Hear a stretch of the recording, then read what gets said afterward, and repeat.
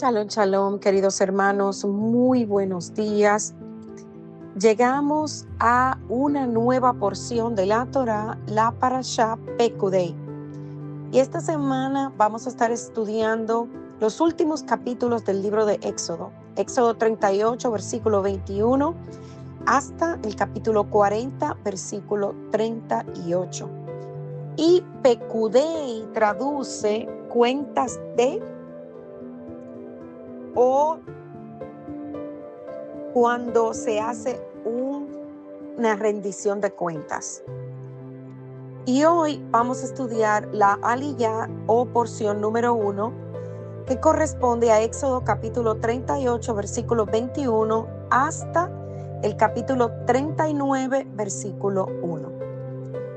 Y esta porción inicia de la siguiente manera. Dice: por órdenes de Moisés y bajo la dirección de Itamar, hijo del sacerdote Aarón, los levitas llevaron la cuenta de los metales usados en la construcción del santuario de la alianza. Entonces, aquí estamos viendo en el comentario sobre cómo Moisés designa a Itamar, el hijo de Aarón, como esa persona que supervisaría el funcionamiento, el transporte y todo lo que tiene que ver con el uso de las ofrendas que el pueblo trajo para la construcción del tabernáculo. Bajo la responsabilidad de Itamar, él supervisó a los levitas, que tenían también la responsabilidad de administrar todos estos recursos. Y ellos, hermanos, tenían un gran trabajo que hacer. ¿Por qué? Porque la Escritura nos relata que cuando se pidieron las ofrendas al pueblo, el pueblo trajo en abundancia. Y vemos que se hizo un inventario del oro. Dice el versículo 24 que todo el oro empleado en toda la obra del santuario, el cual fue oro de ofrenda, fue 29 talentos y 730 ciclos según el ciclo del santuario. El inventario de la plata se nos relata en los versículos 25 al 28 y dice: y la plata de los empadronados de la congregación fue 100 talentos y 1,775 talentos según el ciclo del santuario, medio ciclo por cabeza según el ciclo del santuario, a todos los que pasaron por el censo de edad de 20 años arriba, que fueron 603,550. Hubo además 100 talentos de plata para fundir las basas del santuario y las basas del velo en 100 basas, 100 talentos, a talento por basa, y de los 1,775 ciclos hizo los capiteles de las columnas y cubrió los capiteles de ella y las ciñó. Y el inventario del bronce se nos relata en los versículos 29 al 31 y dice: el bronce ofrendado fue 70 talentos y 2,400 ciclos, del cual fueron hechas las basas de la puerta del tabernáculo de reunión y el altar de bronce y su enrejado de bronce y todos los utensilios del altar, las basas del atrio alrededor, las basas de la puerta del atrio y todas las estacas del tabernáculo y todas las estacas del atrio alrededor. Esta porción, hermanos, comenzamos a hablar de ella la semana pasada un poco y hablamos de cómo cuando en una congregación se toman ofrenda, debemos ser cuidadosos. Moshe dio la orden para rendir cuentas ante todo el pueblo de cómo se había utilizado el material donado para la obra del Eterno. No solo el pueblo de Israel podía ver las cuentas, sino todo aquel que ofrendó y pedía tenía acceso a todo como se había administrado, el oro, la plata, el cobre, las piedras preciosas y los demás objetos de valor.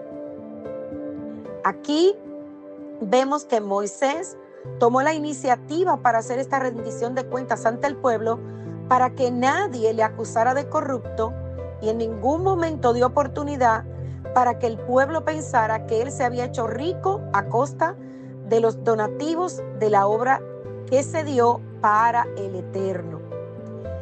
Y fijémonos en algo interesante. A pesar de que Moisés era el líder, Moisés no toma la iniciativa de ser él el que lleve esta rendición. Él nombra a otras personas. El procedimiento que Moisés utilizó es un gran ejemplo para nosotros. ¿Por qué? Porque él nombró personas capacitadas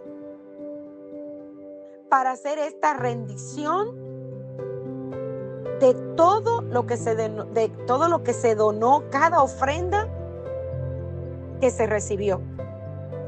Cuando se hace una ofrenda voluntaria, ¿verdad?, siempre debe ser contada y registrada por escrito. Fíjense lo que dice el capítulo 38, 24. Dice: el total del oro empleado para la obra, en toda la obra del santuario, es decir, oro de la ofrenda mecida, fue de 29 talentos y 730 ciclos según el ciclo del santuario. O sea, había un registro, se contó. Y lo recomendado es que siempre esto se haga con un mínimo de 2 personas que sean de suma confianza en la comunidad. Todo el dinero que se recoge, sea de ofrendas o de diezmo, debe ser apuntado en un libro de cuentas. Y cada ingreso registrado en este libro debe tener un recibo adicional firmado por 2 personas que justifique la cantidad que se registró en el libro. También debe haber un libro de cuentas de los gastos de la congregación. Para cada gasto tiene que haber un justificante sellado y firmado por las personas que tienen acceso a la cuenta de lo que se compra, y se debe guardar la factura de la compra. El libro de cuentas tiene que ser accesible a todos los miembros de la comunidad. ¿Para qué? Para que nunca haya duda. En la administración económica se debe tener total transparencia para que no se levanten sospechas de malversación de fondos, de abuso o de robo de los bienes comunes. Si la congregación posee una cuenta bancaria, la cuenta no debe estar a nombre del líder ni de un individuo en particular, sino que debe estar a nombre de la congregación, ya que la congregación es la que está registrada y a quien se le está entregando la ofrenda y los diezmos. Nunca la cuenta debe estar en nombre del que dirige. Si un anciano o líder recibe un sueldo por su trabajo en la comunidad, este no debe administrar las cuentas de la comunidad para que no se levanten dudas. Entonces, en el versículo 38 del 25 al 26 vimos que la plata fue contada de la congregación. Fue de 100 talentos y 1775 ciclos según el ciclo del santuario. Una beca por cabeza o medio ciclo según el ciclo del santuario para cada uno de los que fueron contados de 20 años arriba, por cada uno de los 603,550.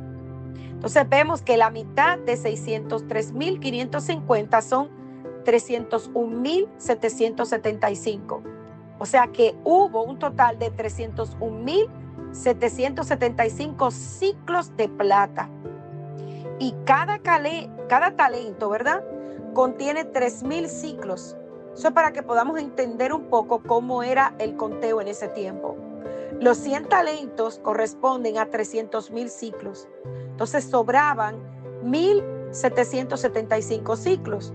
El talento normal equivale a 60 mané y el mané equivale a 25 ciclos. Según Rashi, el mané utilizado para el santuario era el doble que el mané normal.